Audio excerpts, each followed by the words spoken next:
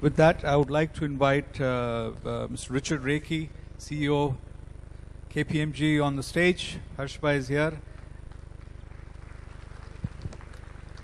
And also Mr. Sunil Munjal, who just arrived from Delhi, especially for this conference this morning. Thank you, Sunilji. Thanks. Thanks. Thanks. So, if we can just provide microphones.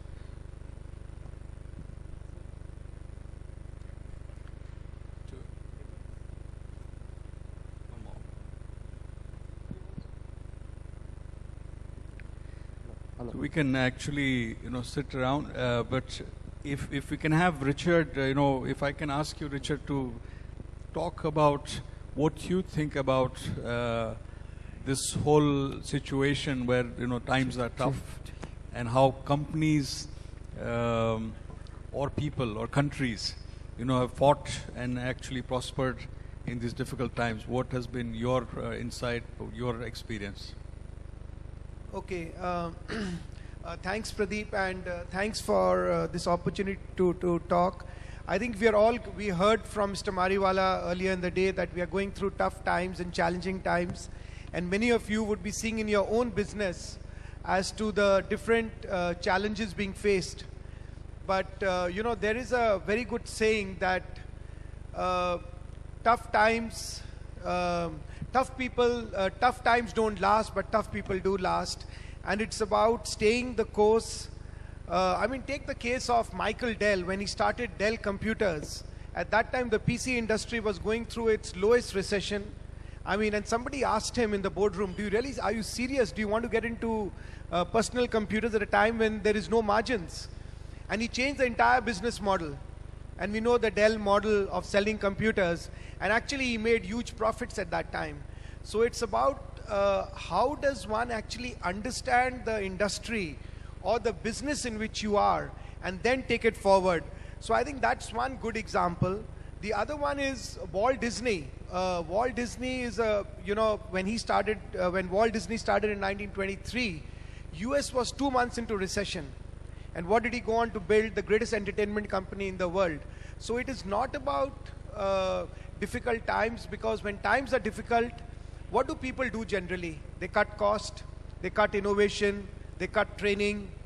There is no understanding between what is an investment and what is cost. I think once one understands the difference between the two, I think it'll make a huge difference in the way we deal with situations when it comes across. So I think innovation is something which is very, very important at a time when companies are going through challenging times. How do you innovate? How do you come out with new ideas? How do you come out with new products? How do you look at new markets? And what do you do with that? We know in 2007, 2008, when the economic crisis took place, all the auto companies, were in recession, and even Ford was a bankruptcy candidate. But it's the only auto company out of the big majors who actually survived it and actually grew. So it is what do companies do in difficult times, in difficult situations? How do they cut back on cost, and what do they do? One very good example actually is Victronics. They used to make the Swiss knife, and then 9/11 happened. All their sales dropped 40% because no more could people carry those knives on the planes. Maximum sales were coming from duty-free shops from on the plane when they were selling. Now what could they do? They closed down their business and say, okay, it's all over. They switched over to watches. They switched over to luggage, and today they're back in business. And this company had many challenges because it had in its 80-year history never retrenched a single employee. And what did the managing director say? No, I'm not going to retrench anybody else. I'm not going to retrench any of my employees, but I'm going to find them alternate employment. And they went into new business. And today they succeeded because they took the same amount of quality they put into their knives, into the Swiss knives that they made, and they went into a completely new luggage thing, into watches, and they created different types of watches, what was required. So these are some examples of companies that have succeeded during bad times, but we should also look at failures. You look at companies which did not innovate at times. Take Kodak. which was known to be, you talk of camera and Kodak is the first name that comes to your, but Kodak did not innovate, did not change with the times, and you know where Kodak is today. You take Philips in electronics. Philips was a household name in electronics. What happened with Philips today? I mean, Samsung and LG came along and they completely innovated the business. They changed the sales model and Philips is not in business anymore. So these are some examples of companies that have truly not succeeded or not changed. I mean, you got Bata. I mean, earlier if you looked at shoes, what would you go and buy? Bata was the name which everybody spoke about. Today I want to know how many people actually buy Bata shoes. Nokia. I mean, they had 80%, 90% market share in the mobile market. They didn't understand the new smartphones as they came along. They did not innovate, they did not change. And you can see where the market share is gone. And you take Apple. Apple is a very, very good example. I mean, Steve Jobs in one of the interviews said, Apple, I mean, while he was alive, he made this interview, is the biggest startup company. And this was towards the end of his career with Apple, before he died, when he said that Apple was the greatest or the biggest startup company in the world. Because he still believes and he still ran Apple like a startup. And he didn't believe in big committees, big, these meetings, big bureaucracy. He used to have one guy in charge of one particular area, and that's the way he ran it. And the interviewer asked him, so Steve, do you win all the arguments? He says, no. Why do I hire smart people? If I hire smart people, I need to listen to them and actually take it forward. And Steve Jobs is not a technology guy actually, but he created one of the biggest, most valuable companies in the world. And if you look at Apple today is what, 600 billion? You look at the Indian stock market, the whole thing is 1.3 trillion. I mean, one company, 600 billion. He created a company which most of us know about Apple, but it's a good example to go by, innovation. And also, one should understand that when he was young, he was trying to hire this guy from Pepsi, a guy called John Kelly. And at that time, Apple was just a startup. Nobody had heard of Apple. And this John Kelly was a very fast-growing executive within Pepsi. I mean, he was tipped to be one of the leaders of Pepsi over the years. And he was trying to get him to join, and John Kelly was not biting. So finally, Steve Jobs looks at him and tells him, John, would you like to sell sugared water all your life, or would you want to create history? And we know what happened later. John Kelly joined Apple, and the first thing he did was sack Steve Jobs. And then Steve Jobs came back into the company, and the rest, we all know what happened. So, so I think the challenge before most people is, how do you actually at difficult times stay the course, innovate, learn to dream? Because what happens is, most people do not stop dreaming when times are difficult, because they are at that time trying to say, how do we cut cost? But if people continue to dream, because very few will be dreaming at that time, and if you are one of the guys who dream and go and make that dream happen, I think that's what will change things. So that is number one. You need to continue to dream. You need to able to take risk. Risk taking is the first thing that an entrepreneur learns to take. And there's a price for risk. There's a price that you have to put to risk. What is that price that you're going to put to risk? Because at the end of it, there's a price. Because on one side there is risk, on the other side there is reward. So one is to say that what is that risk that you're going to take to be able to look at it. So that's another area that you will look at, the risk-taking ability of the entrepreneur, which is very important.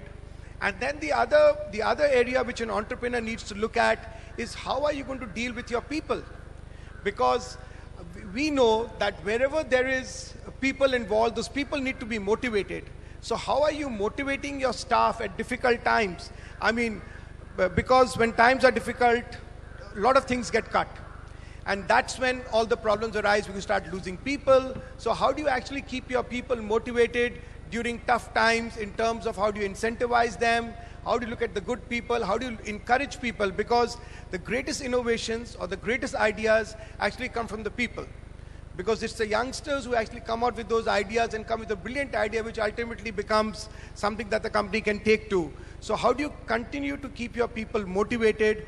And that's another area which people need to look at. and not neglect. Because if you neglect that area, which is the easiest area to cut off, sack people, get them rid of, and it sends a very demoralizing impact in an organization.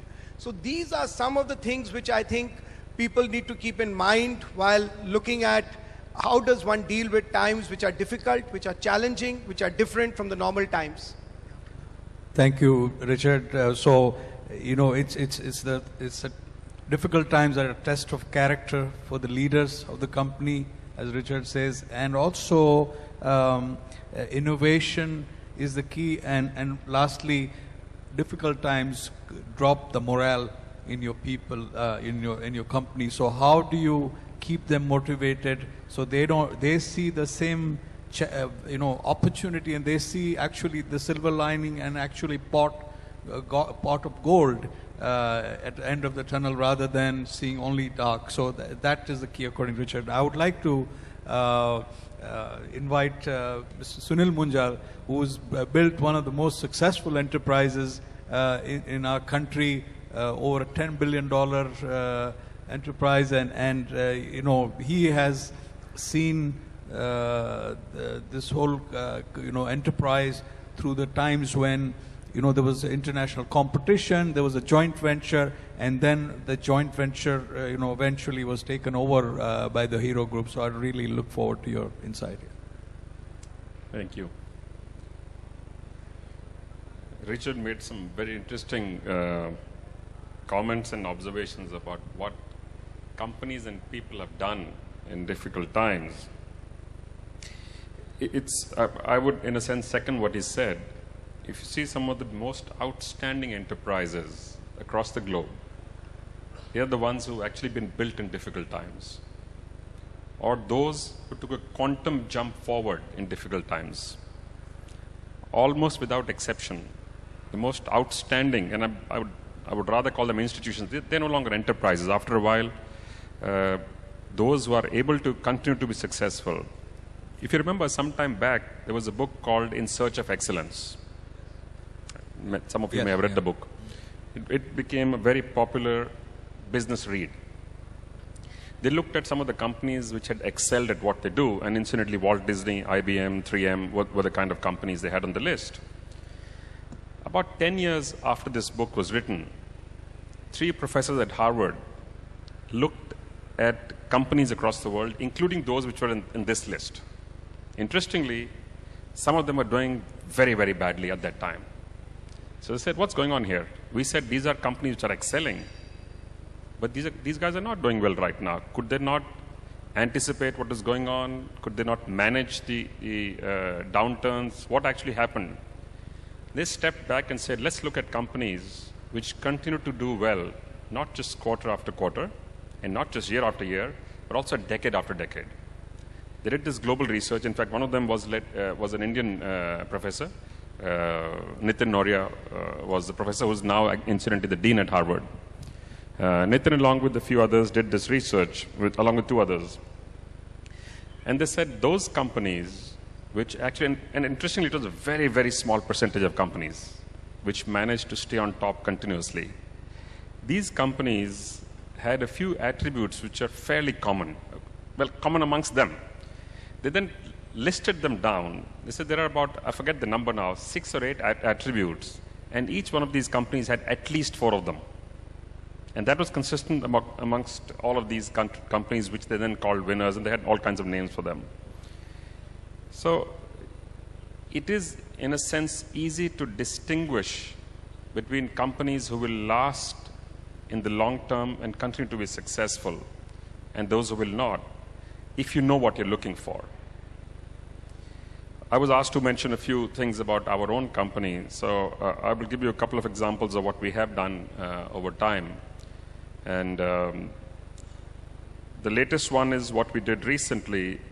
We bought Honda out of the partnership, which was, I'm told, one of the most successful long-term Japanese joint ventures in the world. And that was a little bit of an unusual thing. It got reported worldwide because usually it's the large multinationals who go into emerging markets and then over time acquire their domestic or local partners. And this happened to be quite the reverse here. And it was by design, by the way. It was not something we just fell into. We'd been discussing with them for a while that we need to find a way for both companies to grow. And while both were growing, but we had a fair amount of restrictions because of the agreement that we had with Honda, in the sense that we could only go to a limited amount of global markets, which were restricted to about 4 or 5 markets. And we could not do fresh R&D or basic R&D here in India. So there were 2 or 3 things which a large company, large automotive company, found very restrictive and constraining. So we had this dialogue ongoing with them for a while, that we need to do these things in India, and we would not only help ourselves, we would also help Honda. But anyhow, that was not to be. So we said, here is an opportunity for us to go out and build a global firm. And we're not starting from scratch. So we had a lot of discussion inside in the team. As you can imagine, it was a big decision. And we found that instead of being scared or apprehensive, our team was actually super excited about this. So this kind of an opportunity does not come around every day. How often do you have an opportunity to take a company from an emerging market out into all of the major global markets? And here we are. So we've had an interesting time since Honda left. The company has grown top line, bottom line, margin, and market share. Of course, the last quarter, which was highly reported by all of the media, was a difficult one for everybody, including for us. But in spite of that, we continued to grow the numbers, which was quite heartening for us. Because the anticipation, especially from analysts, was that this company's market share would drop down to 20% once Honda leaves the company. I think it is quite a achievement, I think, for the team that has been working at this, that in the domestic market, the market share continues to be in motorcycles over 50% still. The second interesting one was, you talked of 2008 as a crisis time. Some of you may know that in 2008, instead of cutting back on production capacity, we actually went out and set up another plant in Haridwar. And many in the industry were actually very surprised. Not surprised, they said, these guys have gone loony. And everybody else is cutting back your costs and trying to look at and focus on the basics. Here are these guys going and spending, and because we spent a significant amount of money.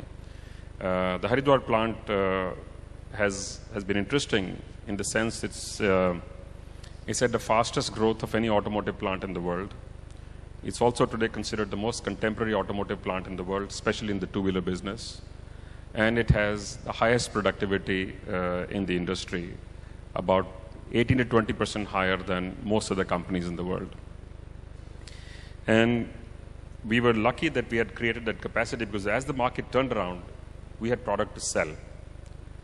And we suffered on the reverse side now recently. Last year the slowdown had begun. When the market was growing year before last, we had no more capacity because we were running flat out. So if you're able to I'm told the subject is dancing in the rain. So it needs both a little bit of anticipation, a little bit of guts, and a little bit of craziness as well. Because it's a combination of these which will allow you to do things which are not the usual. So I would imagine over the many years when the group set up the bicycle parts business and then the bicycle company in 1956 and went on to do other businesses, there would have been a fair number of occasions and events of this nature.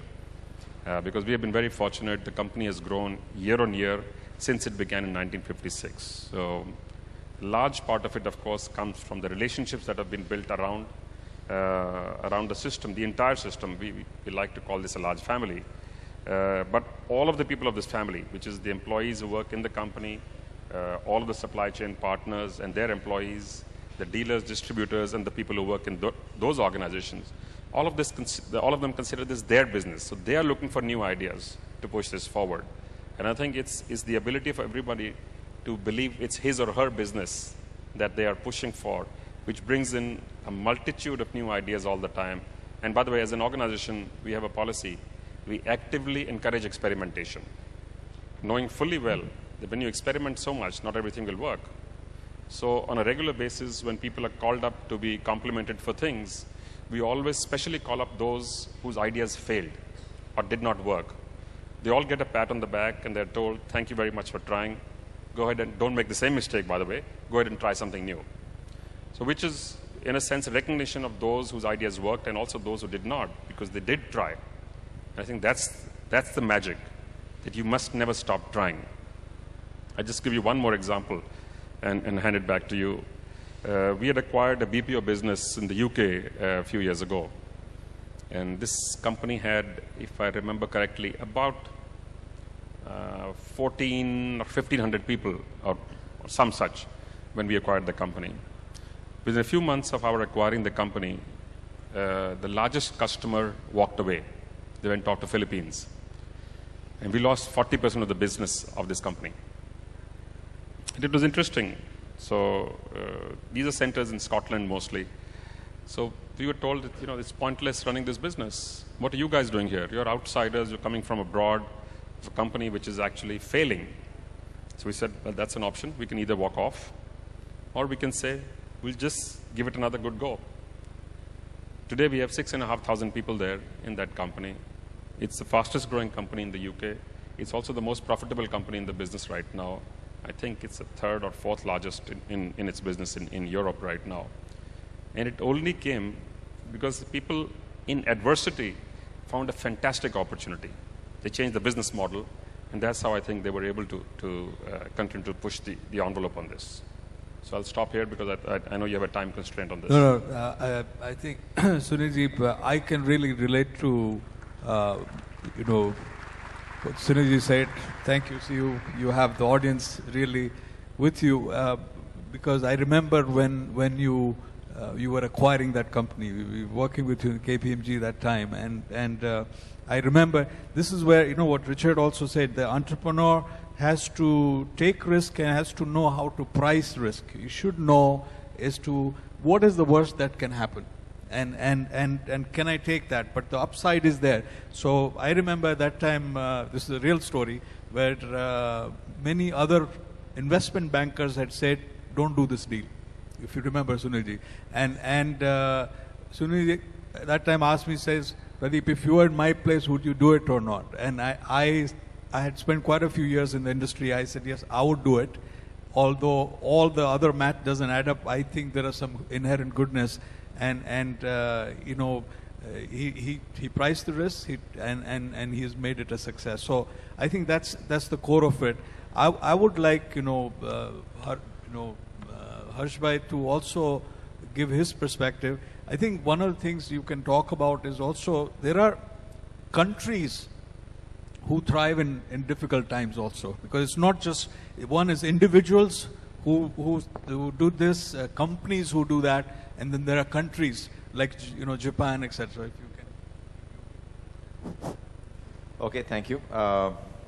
I think let me just reflect on the earlier two speakers, and I fully agree with both of them in the sense that we have to think positively in downturn, and actually it's a great opportunity for innovation and actually standing out. And before I come to your question, which you specifically asked, let me just talk about the leadership role in this. I think it is the role of the leader to have the right growth mindset and the innovative mindset, because I think the growth mindset starts at the top. But the key challenge for leaders is to actually make it go all the way down to his own reps, his distributor reps. And that is a big challenge, because each individual in the organization talks of innovation, growth. Then the cumulative effect of that is going to be huge. Just to give an example of, when I'm sure all of you have some durables, whether it's air conditioners or whatever, television, you get somebody from the company coming in repair. Now, that's a great opportunity for that person to go and at least leave some leaflet saying that, okay, this is something new, we have gone. But most organizations have broken up into silos and actually don't use every person in the organization to tap opportunities which are available for growth. Because to me, growth is the most important thing in any organization. It is the biggest oxygen. It excites all stakeholders, excites shareholders definitely, but it also excites internal employees, associates, and finally the society. as long as the growth is sustainable and profitable. So I think the key thing is to have the growth and innovative mindset, which is very, very crucial for any leader to do. I'll just give an example of, again, what happened when we faced a certain degree of adversity. I'm going back. We had just gone public in 1996. And at that time, Hindustan Lever was riding very, very high in the FMCG market. At that time, they had given a great fight to Colgate in oral care, and they had captured a huge market share from Colgate through their brands Pepsodent and Signal. And that time they acquired Tata Oil Mills and inherited one coconut oil brand. They also bought one brand from the market. And they went public in their analyst meet amongst our distributors, saying that what we did to Colgate, if we could get such a market share from Colgate, I mean, forget about Marico, which is far, shall I say, weaker than Colgate. We will just ride rough over them. And it's a matter of time. Either we just push them out of the market or we'll take them over. So there was a huge, shall I say, a fear psychosis happening. And separately they talked to many bankers. They announced this in the analyst meet. We had just gone public. Our share prices just tanked when I made it very clear that I was not going to sell it to them. Basically, they created a psychosis where they wanted me to sell out. So at one stage, after meeting many bankers, the chairman of Levers phoned me up directly, and I had never met him earlier, saying that, Mr. Mariwala, why don't you sell out? All your future generation will be taken care of, And I said, no, thank you very much, sir. I don't want to sell out. I will take a fight with you. So the key insight was that for us, this was very important in Parachute that I'm talking of. And for them, it was one of the other things. Now, we had multiple challenges. We had challenges on brand building. So we had decided that this is our resource generating engine. We will protect it come what may. We will overinvest, let our financials take a hit for that year, but we will protect our key brand. That is the time we said that our rural distribution is much poorer than Levers. So we took a whole host of initiatives, appointing a super distributor, going rural, and I think that led to creating our rural infrastructure, which was lacking in earlier times. So this kind of crisis helped us in that. And then the most important thing is motivating our field force and our distributors' field force. And you had mentioned about that. Motivating in a difficult time is very, very important. So basically, we called them to a launch conference and created a war room scenario where they entered the conference through a tunnel and all that. And the whole thing was done so well that they were very, very charged. So we took them on, and they launched not once, but 3-4 times over a period of 4-5 years. They got some market share. They got about 10% market share, but not at our cost, because we were the market leader. They got it at the cost of some other players. And at some stage, they started losing interest. And what happened, ironically, is that over a period of time, they lost interest. They decided to put the brand on the block, and we are the ones who bought their brand, So actually, from being sellers, we bought it over. So I'm saying that there are opportunities available, and in this case, made that happen. Now, coming specifically to your question, I think I'm now taking a hat of an entrepreneur, We have consciously decided to go to markets which are at one level volatile markets. So we went to Bangladesh about 10 years back, and we said that there are many players who are not entering Bangladesh because there are issues of law and order, whatever, coalition politics, a lot of buns. We went there about 10 years back. I think that example, that has really paid us. We are the largest Indian company in Bangladesh. We are quoted in the Bangladesh Stock Exchange. And we had a great run. We started in Burma about 3 years back, when nobody else had thought. Our Burma business is well poised for a takeoff. So I'm saying that we believe that in Egypt and markets like that, in a turmoil, there are opportunities, because many bigger players, Western players, they want to play it safe. They don't want to take any risk. But we believe in going to those markets and, and cashing in that chaos and cashing in that environment. So, yeah, thank you. No, I actually also wanted to, maybe Sunidhi or Richard, any of you can, talk about, as a nation, the energy comes together during difficult time. Like it happened in Japan after the atomic bomb that was dropped there, etc. What are your views? How, as a nation, we can really get the spirit going? Well, we as a nation are in any case driven by crisis, by the way. Whether it's our cricket teams or it's all the major changes that have taken place in India have usually been driven by a crisis. Unfortunately, it's not happened before the crisis. We allow the crisis to creep up on us before we actually start to act, but we do act. And we do that brilliantly, by the way. But there are enough examples. If you look at the largest economy in the world, which is the US, the 2 times when it got the biggest bump up, one was post the big economic crisis in the 50s and 60s, when President Eisenhower kicked off the program to build the railroad network in the US. And there's enough written about this. So, they built highways across the country and they built the rail networks. And that allowed that economy to expand dramatically. It created new jobs while the infrastructure projects were going on, and created a multiplier effect once the project's finished off. In fact, connectivity is something that we often miss out the salutary impact of, even in India. I'm not sure how many of us realize what's currently going on in India, because we do a fantastic job of criticizing ourselves. We do a lousy job of telling even ourselves or the rest of the world all the good stuff that's happening in India. And I want to list 3 or 4 things just to tell you this is not all a crisis, by the way, here. We are currently building the world's largest road network. It's not just a quadrilateral, it's actually at 4 different levels that the road network is being built. We're doing it slower than we would like, but we are doing it. And each place the road networks reach out, where it's either reaches for the first time or it gets expanded, you can actually draw the growth in the economic activity in those places.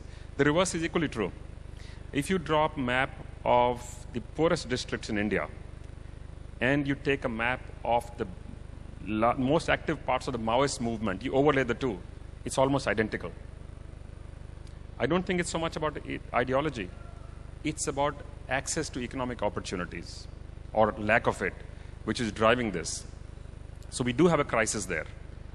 So, and there is a solution there as well, by the way, which is to provide more economic opportunities. And we've done this equally well. And then I just list 1 or 2 more things which are currently going on, that just to make sure that you don't only see the dark clouds here. We have currently an organization which got set up in India called the DMICDC. I don't know how many of you have heard of this. It's to activate the program for the Delhi-Mumbai Industrial Corridor. The corporation has been set up. This is the most ambitious infrastructure project ever conceived in the history of mankind, ever. This is modeled on what was done in Japan. Since you talked of Japan, what Japan did was, interestingly, they focus on 3 or 4 different levels. One is a program called OWOP. OWOP was one village, one product. They took the concept of a cluster to the extreme, to each village starting with the Osaka prefecture. They took it out and expanded this across the country, allowed people to gain skills around one set of products, so that people could sharpen their skills around that, hone the marketing capabilities, etc., and then connect them with the rest of the world. At the top end was the large infrastructure projects.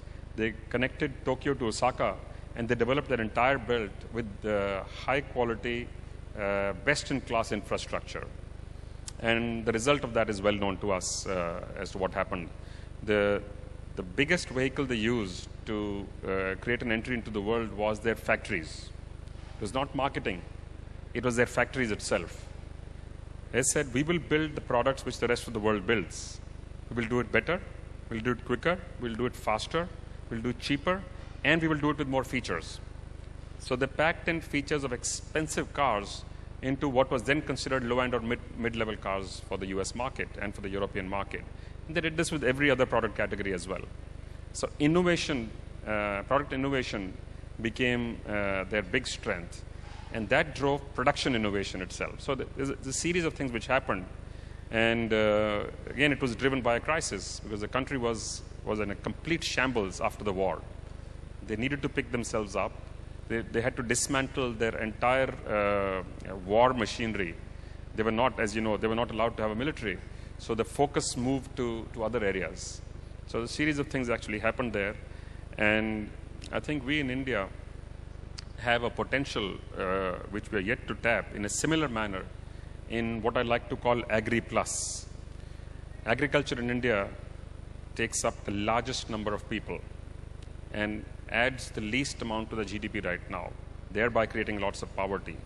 So I think the next big wave in India, as it happened in technology a little while ago, will happen on Agri-Plus, We, of course, have potential right now in 23 different areas.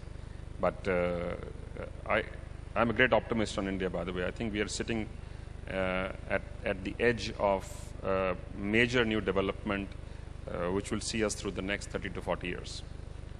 Thank you. There was a wonderful, perspective. And, it kind of makes you feel that, one is each of individual has to feel the spirit, and the companies will do it. But then as a nation, that tide that comes and really, lifts the nation. That's wonderful. I want to interrupt here. Yeah. We can, of course, crib about our politics and our lack of infrastructure and our corruption and the red tape. But frankly, that's not going to solve anything. Correct. We need to do rather than to talk. No, that's true. I mean, and entrepreneurs really find a way around whatever the limitations there are. I mean, Richard, your point of view on this. Okay, just to take what Sunil said. First, just can everybody hear? Okay, I mean, yeah, from the last everywhere. Can you You're hear? okay? Yeah, okay. Maybe a little closer. Yeah, okay. Just to take a point from Sunil, when he spoke of the Jap cars which went and flooded the American markets. So what the Americans did, they put an embargo that they will not let X number of cars be imported beyond this. So what did the Japanese do? They could have continued selling their Toyotas and everything else. So what Toyota did, they brought a high-end model Lexus only for the American market, which was a high-end model, so that they could get better margins. So what happened, while the number of cars remained the same, they profitably went up. So I think, people need to innovate when challenges and issues come across. And when you're talking about, how nations get driven, or how, I just thought I'll give one example, it's a little old one. But when John F. Kennedy was the president of America, he had one ambition, was to put the first man on the moon. And he drove an entire nation to say that it is not me who's putting the man on the moon, but every American is working towards it. He drove the nation to think about it. To give you one example, once he was visiting NASA, and there was this lady who was cleaning the place out there, and he asked her what's her name, and she gave her name Elizabeth, or whatever her name was. And he said, what are you doing? So she said, I'm cleaning this. He said, no, you are helping me put the first man on the moon. So what actually he did was, and taking Mr. Mariwala's example of creating that war room, or creating that cave through which the warriors went, actually it's about charging up people and how you can actually motivate people and go about it. And I think we should be proud of what our country has done, what India has achieved. India has achieved things in 20 years. We opened up in 91, and I think we have come a long way, if you ask me, from 91 to now, in terms of what we have done, in terms of, actually we have jumped, in many cases, we have jumped an entire age of evolution. Mobile came in, we went far ahead of the other countries in technology. In so many other areas, we've actually sidestepped an entire generation of things which others have gone through. So I think we should be proud of what we are doing, and we should be doers. We can sit back, all of us can sit back and say everything is wrong, but I think the issue is it should start with us. The change starts with an individual, and then it moves on, and it can become a movement. So it's up to us to take that call. Yeah, thank you. And in fact, Richard and I were talking to this Mr. Wadhwa, who is speaking later today, and he had an interesting observation. He's saying everybody's talking about China, and actually, according to him, China is going to collapse in next 5 years because of the changes that are happening in the technology, in digital printing, etc., where their whole manufacturing advantage will go because of the robotics, which has become much cheaper. So nation, can rise. Also, at the same time, one should not rest on laurels, because you could be down in next 5 years. So one has to continue innovating and have the spirit. I just, want to, I think we've run out of time. I would like to, thank the panel. Please give them a big round of applause. I think it was a wonderful session.